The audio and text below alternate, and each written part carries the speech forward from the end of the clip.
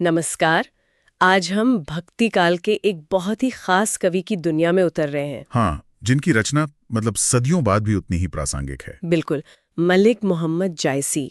उनकी कहानी और उनकी कविता दोनों ही कमाल की हैं। हाँ, और हमारे पास जो स्रोत हैं आज, वो जायसी के जीवन और उनकी जो काव्य दृष्टि है, उस पर काफी रोशनी डालते हैं। तो हमारा मकसद यही है कि इन स्रोतों से उनके जीवन को समझें, उनके काम को, और खासकर उनकी वो सबसे मशहूर रचना पद्मावत, उसके गहरे मायने क्या हैं। बिल्कुल। तो शुरू कहाँ से करें? उनके जीवन से? हाँ, वहीं से शुरू करते हैं। उनके जन्म के बारे में कहते हैं 1494 या शायद 1500 के आसपास उत्तर प्रदेश में जायस नाम की जगह पर। हाँ, जायज, इसीलिए जायसी। पर देखिए, पुख्ता जानकारी थोड़ी कम है। ज्यादातर जो बातें पता हैं, वो या तो उनकी अपनी रचनाओं से मिलती हैं, अच्छा। या फिर जो लोक कथाएं हैं, उनसे अंदाजा लगता है। और वो सूफी संत भी थे, चिश्ती संप्रदाय के। हाँ, चिश्ती सिलसिले के। ये वो संप्रदाय है जो प्रेम और भक्ति पर बहुत जोर देता है। उनके गुरु का नाम था शेख बुरानुद्दीन। और वो एक कहानी भी सुनी है मैंने कि शायद वो शारीरिक रूप से थोड़े अलग थे, देख नहीं पाते थे, या शायद उतने आकर्षक नहीं थे। हाँ, ऐसी लोक कथाएं हैं, और ये बात दिलचस्प है क्योंकि उनकी रचनाओं में बाहरी सुंदरता से ज्यादा अंदरूनी मतलब आत्मिक सुंदरता और रूहानी इश्क पर जोर है। तो ये बात कहीं ना कहीं जुड़ती सी लगती है। सही बात है। उनके सूफी होने से भी ये मेल खाता है ना? जहां बाहरी रूप से ज्यादा आत्मा की सच्चाई मायने रखती है। बिल्कुल। उनका जीवन भी कहते हैं बहुत सादा था, आध्यात्मिकता से भरा हुआ, और देहांत का अनुमान वो करीब 1542 ईस्वी के आसपास का है। तो ये तो हुई उनके जीवन की एक झलक, पर असली पहचान तो उनके काम से है, खासकर पद्मावत 1540 में लिखी गई थी ये। हाँ, 1540। ये चित्तौड़ के राजा रतन सेन और रानी पद्मिनी की कहानी है, और इसमें अलाउद्दीन खिलजी का भी किरदार आता है। लेकिन ये सिर्फ एक प्रेम कहानी तो नहीं है जैसा आपने शुरू में कहा था। नहीं, बिल्कुल नहीं। पद्मावत असल में एक रूपक है। एक रूपक? हाँ, आध्यात्मिक एलेगोरी जिसे कहते हैं। मतलब जायसी ने इसमें सूफी दर्शन को बुना है। कहानी के पात्र असल में प्रतीक हैं। जैसे रतन सेन, वो भटकती हुई आत्मा है, रूह। अच्छा। और पद्मिनी है परमात्मा या परम सत्य, ईश्वरीय ज्ञान कह लीजिए। और अलाउद्दीन खिलजी, वो है दुनियावी लालच, माया। अरे वाह! तो कहानी के जरिए वो ये बता रहे हैं कि आत्मा परमात्मा तक कैसे पहुंच सकती है, प्रेम और त्याग से, दुनियावी लालच से बचकर। सही पकड़ा, बिल्कुल यही। प्रेम और त्याग का रास्ता, माया से बचते हुए। यही सूफी तरीका है ईश्वर तक पहुंचने का। ये तो कमाल है।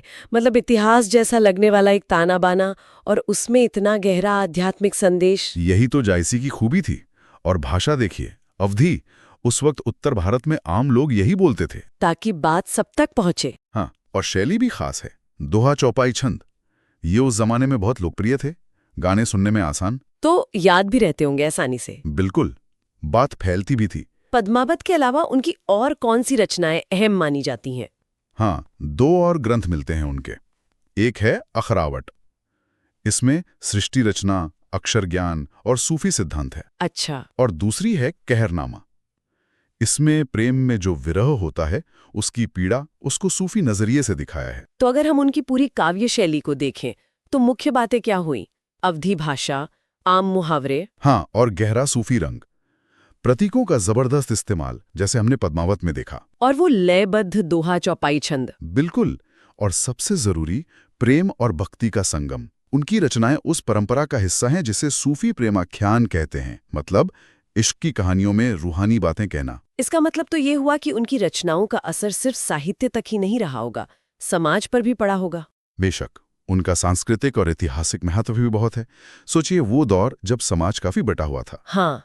उनकी रचनाओं में हिंदू और मुस्लिम दोनों संस्कृतियों के तत्व मिलते हैं। हाँ। ये एक तरह से मेल मिलाप का पैगाम भी देती हैं। और उन्होंने हिंदी में प्रेम कहानियों की एक पूरी परंपरा को मजबूती दी। सही कहा।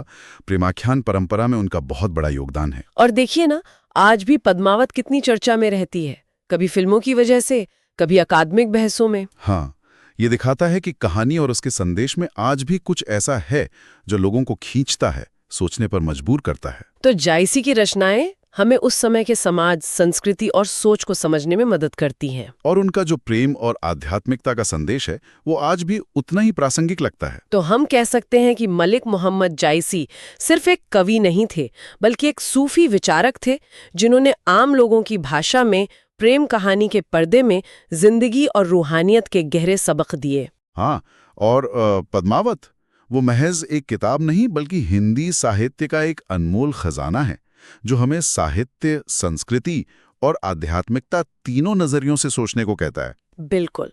और चलते चलते एक सवाल हम अपने सुनने वालों के लिए छोड़ जाते हैं। हाँ, जायसी ने इतने गहरे दार्शनिक विचारों को पहुंचाने के लिए इतिहास जैसी लगने वाली कहानी का इस्तेमाल किया। ये हमें इस बारे में क्या सिखाता है कि सत्य, कल्पना और कहानी कहने की ताकत, इनका इस्तेमाल गूढ़ विचारों को समझाने के लिए कैसे किया जा सकता है। इस पर सोचिएगा जरूर।